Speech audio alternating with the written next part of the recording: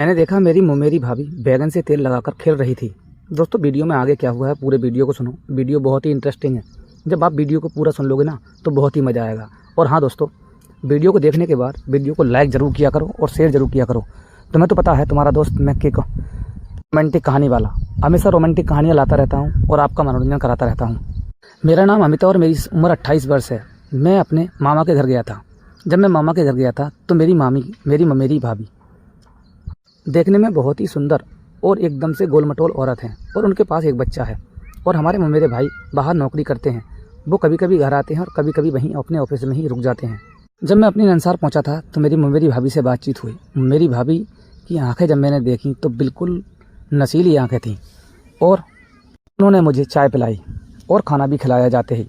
क्योंकि गर्मियों की छुट्टी पड़ी हुई थी, मैं भी एमए कर रहा था और मैं मामा के घर रुकने ही गया था।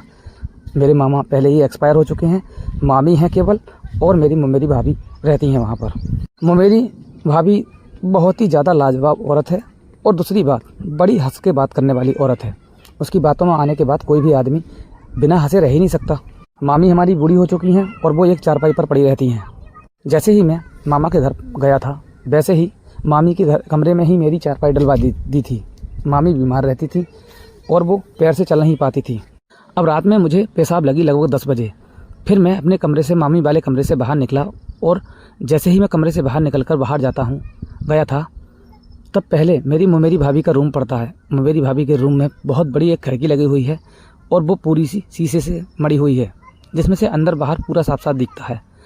जैसे ही मैं रूम के आगे से निकला मैंने देखा मेरी भाभी के हाथ में फ़ोन था और एक हाथ में बैगन था और उस पर बहुत चिकनी कोई चीज़ लगी हुई थी और भाभी हमारी उससे खेल रही थी।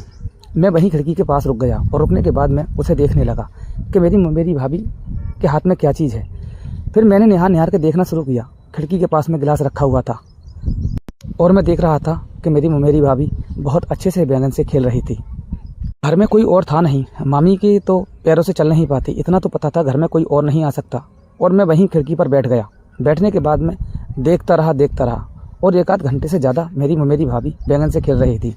लेकिन मुझे ये नहीं पता था कि इस गिलास में मेरा हाथ लग जाएगा। जो खिड़की थी उस खिड़की पर एक गिलास रखा हुआ था और उस पर मेरा हाथ लग गया और एकदम से वो गिलास नीचे गिर गया। जब नीचे गिर गया तो बहुत तेज़ी से एक आवाज़ आने लगी और आवाज़ आई तो मेरी भाभी एकदम से उठकर खड़ी हो गई और एकदम रूम के बाहर आई।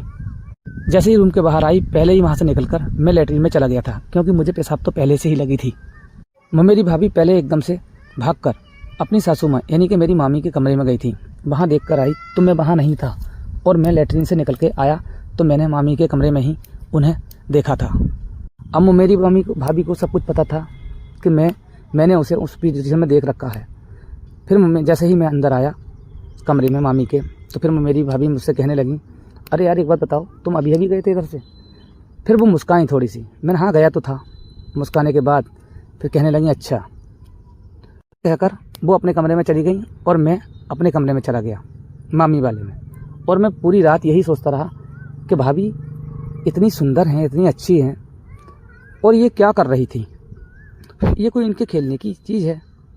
अब सुबह ही भाभी उठती हैं। उठने के बाद में चाय नाश्ता बनाती हैं। जैसे ही सुबह ही भाभी उठी तो उन्होंने अपने शरीर पर मैक्सी डाल रखी थी और अंदर जो नाइटी और ब्रा पहनी थी वो मैक्सी इतनी छीदी थी कि उसमें से साफ साफ दिख रही थी।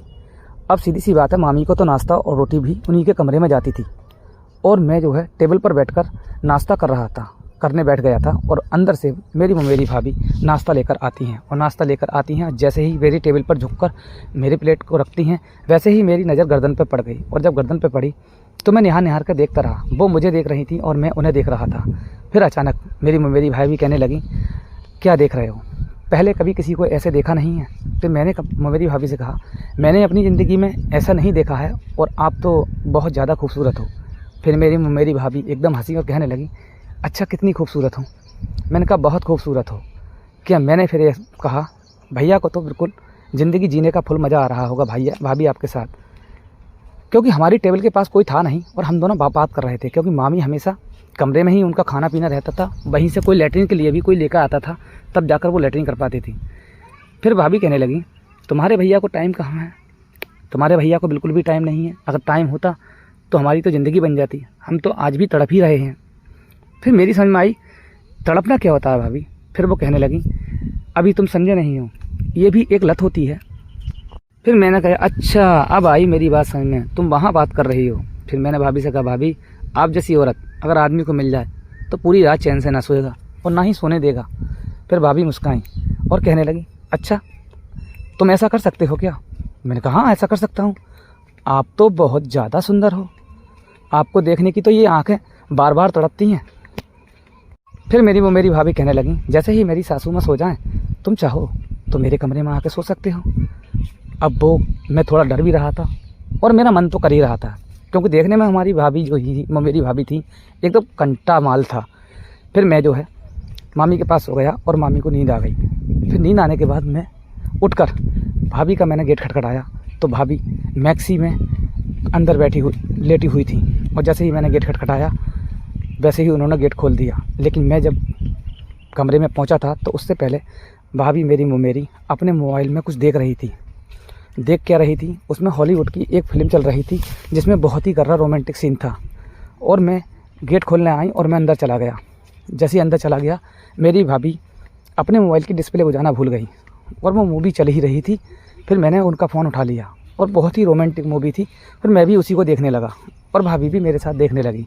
दोनों लोग देख रहे थे और बहुत अच्छा सीन चल रहा था, देखने में बहुत मज़ा आ रहा था। और हम दोनों लोग एक ही बेड पर सो रहे थे। भाभी ने उस दिन केवल एक नाइटी वो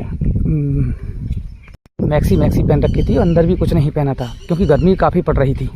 और हम लोग पूरी रात एक ही साथ सोए और सुबह को भाभी उठी पहले और मैं उठकर एकदम से लैट्रिन भाग गया, क्योंकि पता था ना कि मामी उस कमरे में सो रही हैं और मैं यहाँ सो रहा हूँ और मामी को पता चल गया तो बात ज़्यादा ख़राब होगी।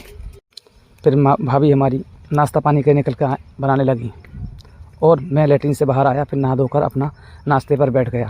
फिर मामी कहने लगी मुझसे, कमरे में पहुंचा मामी की तो मामी कह रही अरे बेटा तुम रात कहाँ चले गए थे? फिर मैंने कहा 10 मिनट के लिए गया था, मेरा पेट ख़राब हो गया था। आजकल तुम्हारे घर अच्छी से अच्छी चीज़ खाने को मिल रही है, कुछ चीज़ें पच नहीं पा रही हैं। फिर मामी बोली अच्छा वैसे तेरी भाभी बेटा खाना बहुत अच्छा बनाती है। मैंने कहा बहुत अच्छा खाना बनाती है, बहुत अच्छा बनाती हैं।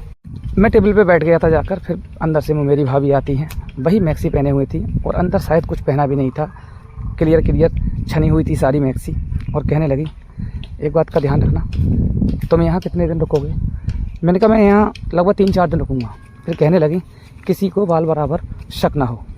मैंने कहा कैसे शक हो जाएगा, तुम परेशान मत हो, ये सब मेरी जिम्मेदारी है, बस आप जो है अच्छे से एंजॉय करो।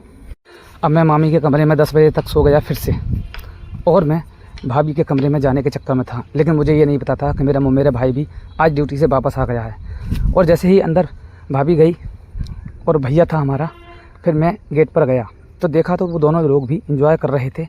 मैंने देखकर मैं सोचा जिन्हें कौन है अंदर। फिर मैंने अपने कदम पीछे खींच लिए। फिर सुबह को जब उठे चाय नाश्ते के लिए आए तो मेरा भाई भी टेबल पर आ गया और भाभी बनाकर दोनों को नाश्ता दे रही थी।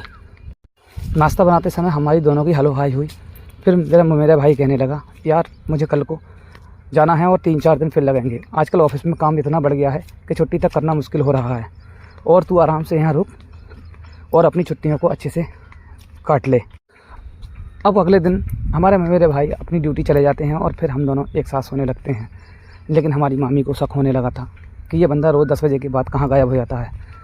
फिर उन्होंने जैसे ही छुट्टी से मेरा भाई वापस आया तो उन्होंने पूरी बात बताई। मेरे भाई की बात समझ में आ गई, लेकिन हमें नहीं पता था कि अब ये आगे क्या होने वाला है। फिर मेरे भाई ने कहा कि अब मैं कल फिर निकल जाऊंगा और 4 दिन बाद आऊँगा। लेकिन हमें ये नहीं पता था कि हम दोनों कमरे में होंगे रात को 10 बजे के बाद और मेरा भाई हमें पकड़ लेगा। ठीक है, वैसे ही हुआ जैसे उन्होंने प्लानिंग बनाई थी और 10 बजे हम दोनों कमरे में घुस गए अगले दिन और पीछे से आके मेरे भाई ने हमें रंगे हाथों पकड़ लिया। फिर मेरे भाई ने अपनी बीवी को छोड़ दिया और फिर मजबूरी में मैंने उनकी पत्नी को अपनी पत्नी बना दिया, क्योंकि मुझे भी बहुत इंटरेस्ट था। तो दोस्तों वीडियो कैसी लगी? वीडियो अच्छी लगी हो तो वीडियो को लाइक करना, चैनल को सब्सक्राइब करना।